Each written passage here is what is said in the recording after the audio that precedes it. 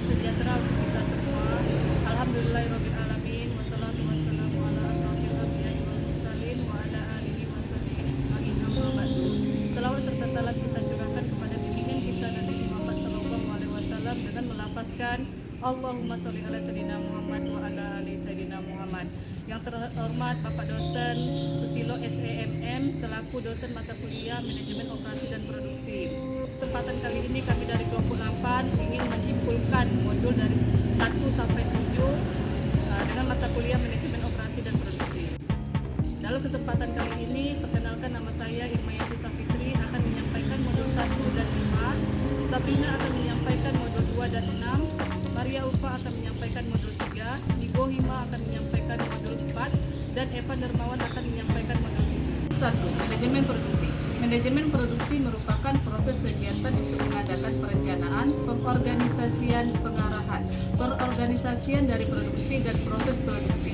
Tujuan dari manajemen produksi adalah untuk mengadakan kegiatan-kegiatan yang meliputi pengarahan, pengendalian, dan proses produksi. Tahapan dari manajemen produksi: 1. Perencanaan produksi, 2. Pengendalian produksi, 3. Pengawasan produksi. 2. Perencanaan strategi. Perencanaan strategi adalah proses mengimplementasikan dan menetapkan arah kesimpulan nilai di mana posisi perusahaan berada dan arah tujuan perusahaan. Kegiatan manajemen strategi yaitu sebagai berikut: 1. Perumusan tujuan, visi dan misi, 2. Perumusan falsafah dan kebijakan, 3. Perumusan sasaran strategi. Perencanaan barang dan jasa ada 4 tahapan yaitu sebagai berikut: 1. Pemunculan gagasan, 2. Penyaringan gagasan, 3. Pembuatan pengujian gagasan, 4. Pembuatan perencanaan akhir barang dan jasa.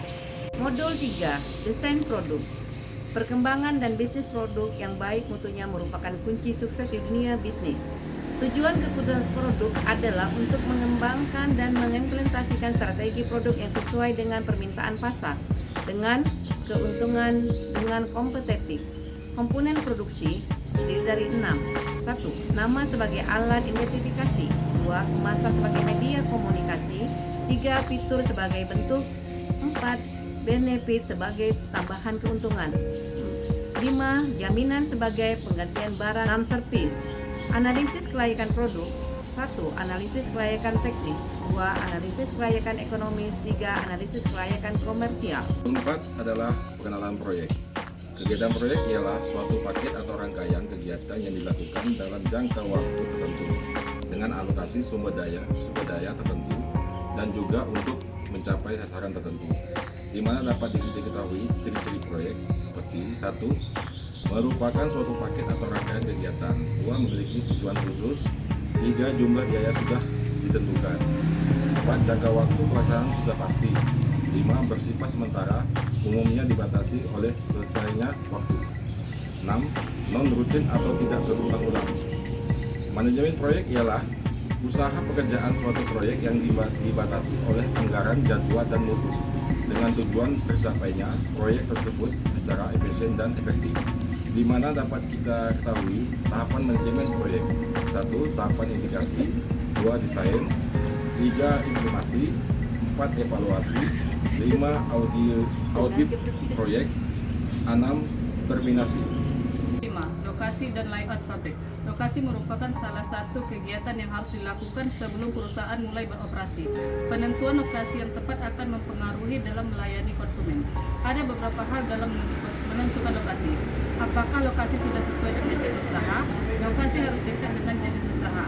Lokasi harus dekat dengan bahan baku.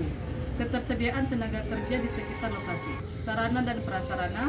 Lokasi harus dekat dengan pusat pemerintahan. Lokasi harus dekat dengan lembaga keuangan, berada di kawasan industri, kondisi lingkungan, dan hukum yang berlaku.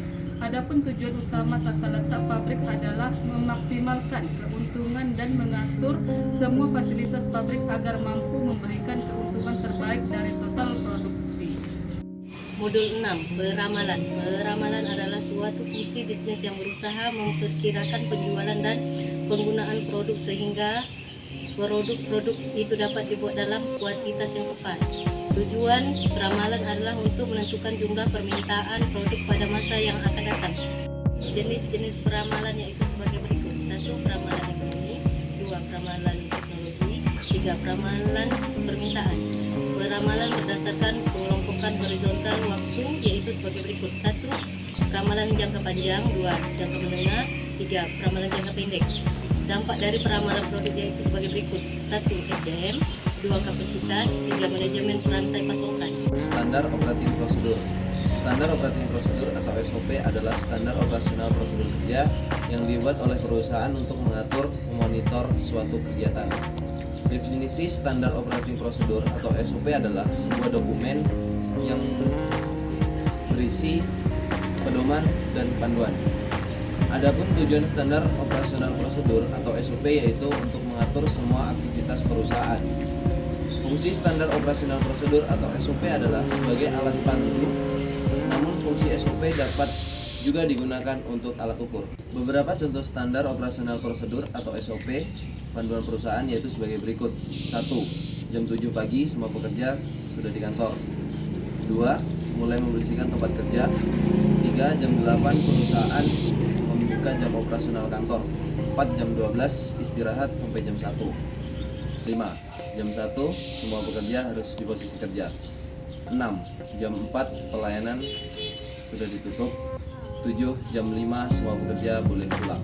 Biarlah kesimpulan yang dapat kami sampaikan dari kelompok 8. Apabila ada kesalahan kata